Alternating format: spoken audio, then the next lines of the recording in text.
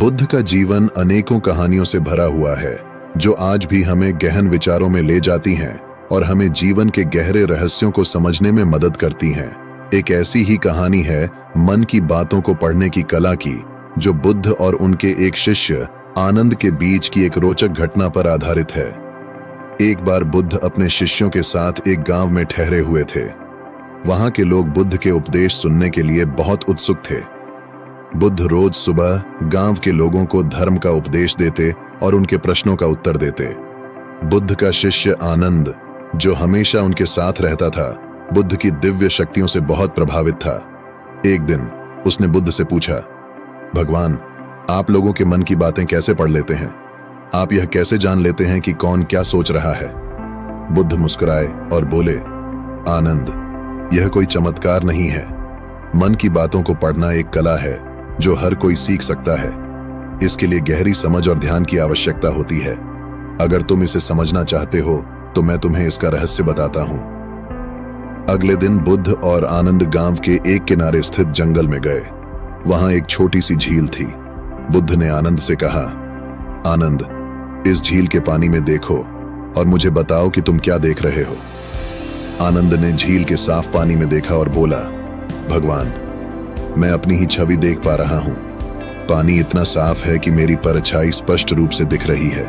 बुद्ध मुस्कुराए और बोले, अब एक पत्थर उठाओ और उसे पानी में फेंको। आनंद ने ऐसा ही किया और पानी में हलचल मच गई। उसकी छवि धुंधली हो गई। आनंद ने कहा, भगवान, अब मैं अपनी छवि नहीं देख पा रहा हूं। पानी की सतह पर बहुत सी लहरें हैं। बुद्ध ने गंभीर होकर कहा, आनंद, मन भी इसी प्रकार है। जब यह शांत और स्थिर होता है तब हम न केवल अपनी छवि स्पष्ट रूप से देख सकते हैं बल्कि दूसरों के मन की बातों को भी समझ सकते हैं। लेकिन जब हमारा मन बेचैन और अशांत होता है तो हम अपनी ही सोच में उलझ जाते हैं और दूसरों के विचारों को समझना मुश्किल हो जाता है। आनंद ने बुद्ध की बातों को ध्यान से सुना और समझ गया कि मन की बातों को पढ़ने के लिए सबसे पहले अपने मन को शांत और स्थिर करना आवश्यक है। उसने पूछा, भगवान, तो क्या यह कला केवल ध्यान से सीखी जा सकती है? बुद्ध ने उत्तर दिया, ध्यान तो बस शुरुआत है आनंद। ध्यान के माध्यम से हम अपने मन को शांत करते हैं, लेकिन मन की बातों को पढ़ने के लिए हमें करुणा और सहानुभूति की आवश्यकता होती है।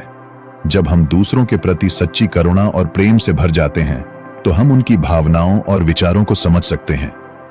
यह कला केवल मन से नहीं, हृदय से आती है। आनंद ने बुद्ध की बातों को और भी गहराई से समझने की कोशिश की। उसने महसूस किया कि बुद्ध केवल मन की बातों को पढ़ने की बात नहीं कर रहे थे, बल्कि वे एक गहरी मानवता की शिक्षा दे रहे थे।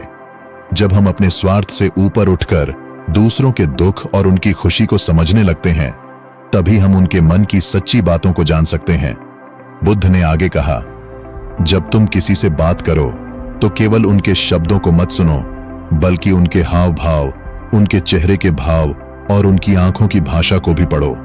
जब तुम अपनी करुणा और सहानुभूति के साथ उन्हें सुनते हो, तब तुम उनके मन की बातों को बिना बोले भी समझ सकते हो। आनंद को अब समझ में आ चुका था कि मन की बातों को पढ़ने की कला का वास्तविक रहस्य क्या है। उसने बुद्ध से कहा, भगवान, मैं समझ गया हूं। मैं ध्यान और करुणा के माध्यम से इस कला को सीखने का प्रयास करूंगा।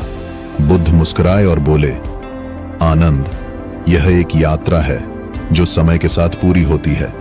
जब तुम अपने मन को शांत और अपने हृदय को करुणा से भर लोगे, तब तुम न केवल दूसरों के मन की बातें पढ़ सकोगे, बल्कि उन्हें समझने और उनके जीवन में प्रकाश लाने में भी सक्षम हो जाओगे। इस प्रकार आनंद ने मन की बातों को पढ़ने की कला को समझा और अपने जीवन में इसे अपनाने का संकल्प लिया। उसने सीखा कि यह कोई चमत्कार नहीं, बल्कि एक साधना है जो हर व्यक्ति के लिए संभव है। इस कहानी का संदेश यह है कि मन की बातों को पढ़ने की कला केवल बुद्ध जैसे महापुरुषों की ही नहीं, बल्कि हर उस व्यक्ति की हो सकती है जो अपने मन को शांत रखता है, ध्यान करता है और दूसरों के प्रति करुणा और प्रेम से भरा होता है।